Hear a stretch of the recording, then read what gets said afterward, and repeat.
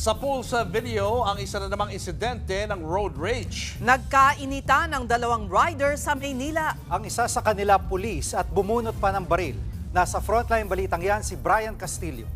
Viral ngayon ang video ng dalawang rider na yan na nagkapisikalan sa F. Manalo Street sa Santa Ana, Maynila. Ang rider ng dilaw na motor, hinawakan at hinahatak ang helmet ng katabing rider.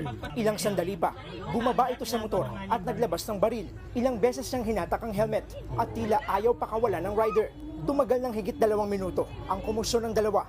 Pero walang ibang naglakas loob na umawat hanggang sa may dumating na mga pulis.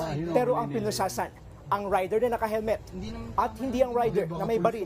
Paliwanag ng Manila Police District, tauhan nila ang rider na may hawak ng baril. Nag-ugat daw ang kumusyon sa away trapiko. Pero taliwas sa nakita sa video, ang rider daw ng pulang motor ang nag-umpisa ng gulo. Dahil nagmamadali po, patuloy po kinakalampag yung kanyang top box at pilit siyang pinapausod. Pero sabi po ng pulis, hindi siya makakausod kasi meron pong truck sa harapan niya. Hindi na raw nakunan sa video, pero bago pa mauwi sa pisikalan, nambastos daw ang rider, kaya nagalit ang pulis. Pinagsasalita po siya ng hindi maganda. So sinabi po ng pulis natin na ako po ay pulis. Ang sabi po nitong movie driver, wala akong pakialam, pulis ka, umalis ka dyan sa harapan.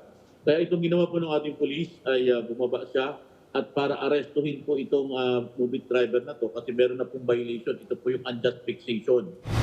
Ayon pa sa MPD, bagamat nakasibilyang damit ang pulis, naka-duty raw ito noon dahil eleksyon, pero hindi pa rin daw maikakailang sumobra ang ginawa ng pulis. Bagamat sinasabi nga natin siya, dapat i-afford natin siya ng due process at transparency, pero wag na natin i-sugar coat kung nagkamali ang pulis natin, sabihin natin sa kapwa natin, sa taong bayan na nagkamali ang pulis natin. Ipinag-utos na ni PNP Chief Police General Romel Francisco Marbil ang malalimang investigasyon sa insidente.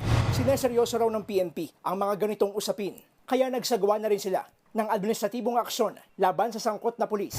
Sa ngayon, isinailalim na sa restrictive custody ng MPD ang pulis. Mahaharap siya sa reklamong grave misconduct at conduct unbecoming of a police officer. Nagbabalita mula sa frontline. Brian Castillo, News 5.